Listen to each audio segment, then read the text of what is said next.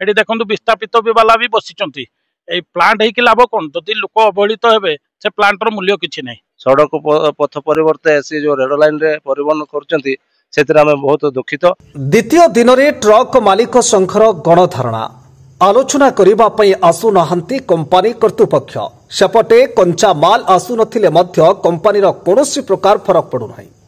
केन्दुझर जिला जोड़ा ब्लॉक देवछर ठारे थिबा जेएसपीएल कारखाना मुख्य फाटक रे गतकाली ठरु जिलार समस्त ट्रक मालिक संघर कर्मकर्ता धारणा रे बसिथिबा देखिबाकु मिलिछि।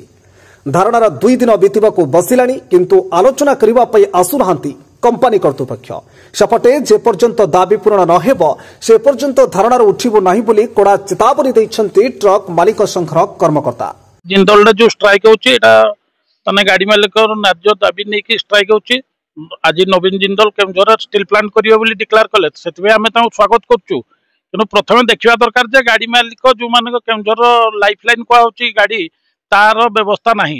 एटी देखंतु विस्थापित भी वाला भी बसी प्लांट हो लाभ कौन जदि लोक अवहेलित हे से प्लांटर मूल्य किसी ना एटी आमर मेन लाइफलाइन है गाड़ी बेपार से गाड़ी बेपार केमती हम ता प्रति चिंता करिया दरकार।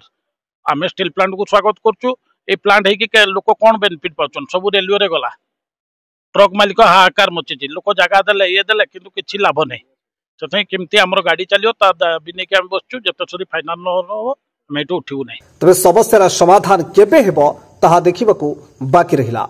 एटी प्रत्येक दिन 20,000-25,000 मेट्रिक टन रेल द्वारा परिवहन होची जोटा कि आमर दाबी रही कि आमे बाय रोड किछि प्रोग्राम मागुचु जोटा कि 40% एवं से ए बाय रोड परिवहन बंद करतिबारु आमे आज धारणा रे द्वितीय दिन रे बसछु। Bureau report GSP Odia.